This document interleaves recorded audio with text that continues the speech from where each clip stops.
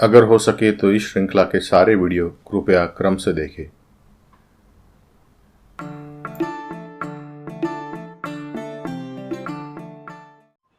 Doctor, कौन सी ऐसी सर्जरियां उपलब्ध है?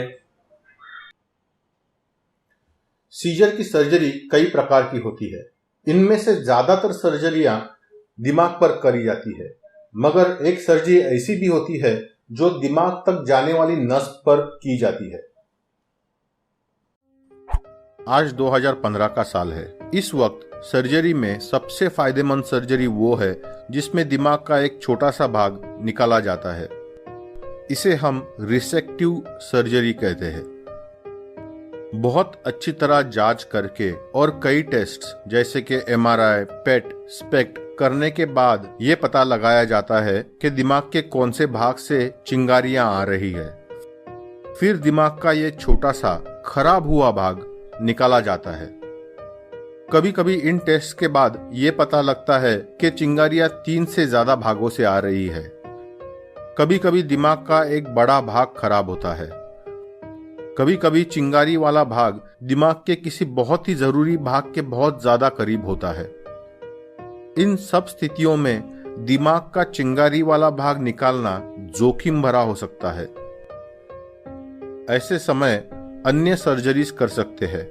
इनमें से एक है VNS की सर्जरी। VNS यानी वेगल नर्व स्टिमुलेशन। ये सर्जरी गर्दन की एक नस पर होती है। गर्दन की इस नस को एक छोटा सा यंत्र जोड़ा जाता है। यह यंत्र नस के द्वारा दिमाग को छोटे छोटे करंट देता रहता है, जिससे उसका संतुलन थोड़े हद तक बना रहता है। 2014 में एक नया यंत्र अमेरिका में उपलब्ध हुआ। इसका नाम RNS या रिस्पॉन्सिव न्यूरोस्टिमुलेशन या तो फिर इसे न्यूरोपेस भी कहते हैं। इस यंत्र के वायर्स दिमाग में चिंगारियों वाले भाग के ठीक ऊपर लगाए जाते हैं। जैसे ही इस भाग से चिंगारियां उड़ती है, ये यंत्र दिमाग को एक छोटा सा करंट देता है, जिससे चिंगारियां बुझ जाती है। तो डॉक्टर साहब, ये सर्जरी करने के बाद में कितने प्रतिशत लोगों की आंकड़ियां बंद हो गई है? कई सर्जरियां ऐसी है जिसमें 70 to 75% से ज्यादा लोगों में आंकड़ियां पूरी तरह बंद हो जाती है। इससे भी ज्यादा लोगों में आंकड़ियों की मात्रा कई हद तक कम हो जाती है।